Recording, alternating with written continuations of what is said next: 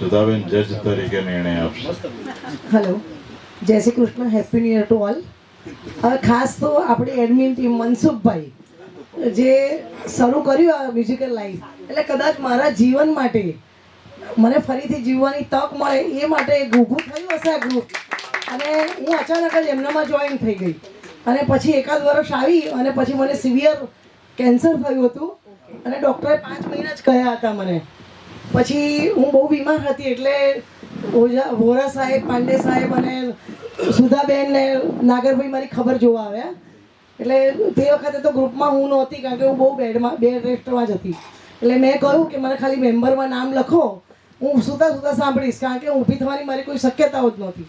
એટલે મને પહેલે જ ગ્રુપમાં એડ કરી વોરા સાહેબે અને હું ધીમે ધીમે સાંભળું. પછી મને એવું થાય પથારીમાં કે ક્યારે ફરીથી પ્રોગ્રામ આવશે અને હું કંઈક સાંભળું અને કશું જ ના હોય છતાં હું ગ્રુપ ખોલી અને ખાલી બધાના નામ વાંચી લઉં અને એ આશા રાખું કે મને સારું થાય, હું જઈશ.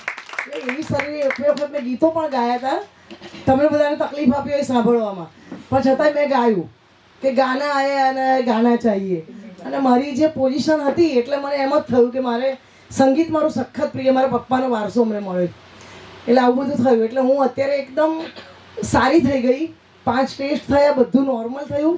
એ એક આપણા મ્યુઝિકલ લાઈફ ગ્રુપને પણ આભારી છે. અને એટલે 3 વર્ષ પહેલાં મનસુખભાઈના ગ્રુપમાં હું જોડાઈ અને મનસુખભાઈ પાસે હું બીજી વાત કરું કે એ મારી સામે જ ગુલબાઈ ટેકરા લીગલ સેલમાં હતા અને હું કસ્ટમર સર્વિસીસમાં. તો જાય હવે તો કોઈની સામે હસે પણ નહીં અને નીચે નજરે જાય એટલે નીચે જ જતા રહે. એટલે મેં તો એમને પહેલી વખત જોયા ને મેં કહું ભાઈને ક્યાંક જોયા છે, પણ આજ મનસુખભાઈ ખબર નહીં કારણ કે ખાસા વર્ષો અમે કામ કર્યું, 12 વર્ષ જેવું હશે. એમની ટ્રાન્સફર ક્યારે થઈ એ ખબર નહીં, પણ હું 12-13 વર્ષ ગુલબાઈ ટેકરા હતી. તો મેં હશે પછી જોયા એટલે ખબર પડી કે આ મનસુખભાઈ આ છે એમ. પણ ક્યારેય કોઈ સાથે વાત નહીં કરવી કે હસવું નહીં, નીચે નજરે જવું. પણ અત્યારે એમના જે ગુણો ખીલી રહ્યા છે અને આમણે જે મનસુખ કીધું ને એ રીતે બધાને મનને સુખ આપવાવાળું એમનું પરફેક્શન બતાવ્યું. અને પોલિટિક્સમાં તો એવું કહેવાય કે આ પ્રોગ્રામનું જે આયોજન કરે છે એટલે સ્વાભાવિક છે કે એ ગમે એટલા સંત માણસ હોય પણ એમણે ક્યાંક તો ઉપર નીચે કરવું જ પડે, તો જ આટલું મોટું આયોજન સફળ બને.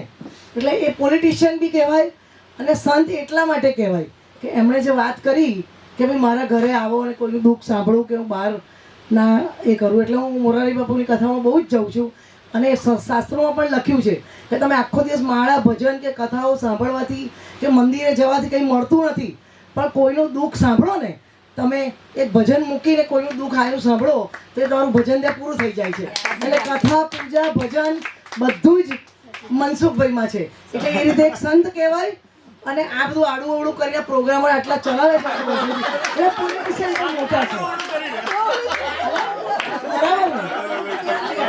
પ્રકાશભાઈ, વોરા સાહેબ યુએસએ બેઠા પોલિટિક્સ, અમને ઇન્ડિયામાં રમે, ઇન્ડિયામાં પોલિટિક્સ રમે અને એનો હાથો બનાવ્યો વિક્રમભાઈને. પોલિટિક્સનો મેન હાથો વિક્રમભાઈને બનાવ્યો. અને એ પણ કહેવું પડે કે વિક્રમભાઈના રાજમાં પણ અમે સખત નાચ્યા, કવાલ્યું, એમણે ગાયા, બહુ જ આનંદ કર્યો એમ. એટલે આખા પ્રોગ્રામ આટલા વર્ષોના સફળ રહ્યા અને હું અત્યારે સારી ઊભી છું. સારું છે, 5 મહિનામાં પતી ગયું એ બધું. સારું છે જ્યોતિબેને પોલિટિશિયન સુધી જ કીધું, નહીં તો સાધુઓ શેતાને થાય. શેતાન નહીં, પોલિટિક્સમાં વધુ આવે. અને એટલે આવી રીતે હું ઓળખું કે ભાઈ ગુલબાઈ ટેકરામાં આવી રીતે હતા, પણ આટલા મહાન વિચારક, ક્રાંતિકારી અને પરદુખ ભંજન. એટલે પોલિટિક્સ પ્લસ સાધુ. હવે 2 લીટી ગયેલો તો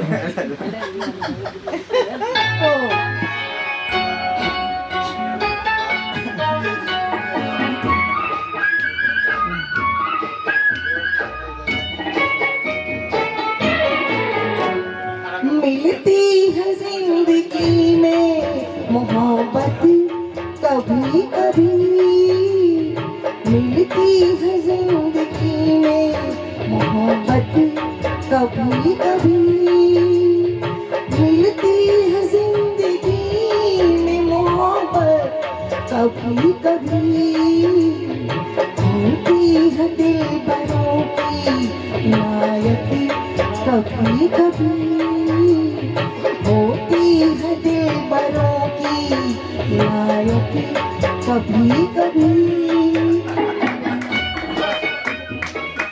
એ 6 કિમો લીધા અને પછી મને આ બધું પાવર મળ્યો, બધાને હું યાદ કર્યા કરું પથારીમાં બી, અને પછી હું ઊભી થઈ. એ મ્યુઝિક તો એનું એક કારણ છે જ, મારો પોઝિટિવ નેચર પ્લસ મ્યુઝિક, એટલે આ બધું યાદ કરીને હું રહી. એટલે ખૂબ ખૂબ આભાર બધાનો અને આપણી ટીમનો.